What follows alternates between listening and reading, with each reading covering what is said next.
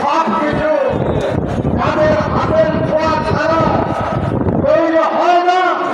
সেই শ্রমজীবী মানুষই দেশের সবচেয়ে দুর্ভাগা মানুষ, সবচেয়ে বেকার বঞ্চিত, সবচেয়ে নিপীড়িত, সবচেয়ে নিগৃহীত এবং সবচেয়ে বঞ্চিত মানুষ। কেন আমরা বঞ্চিত? একটাই কারণ, আমরা ঐক্যবদ্ধ না। আজকে মহান বেদ ওঠের আমরা আলোচনা করছি।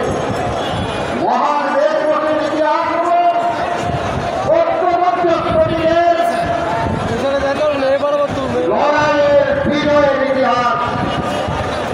1886 সালে শিকাগোর হে মার্কেটে আমাদের পূর্বপুরুষেরা যখন আন্দোলন করছিলেন, তাদের এই হে মার্কেটের মিটিংয়ে যারা বক্তৃতা করেছিলেন তারা এক ভাষায় বক্তৃতা করেন নাই।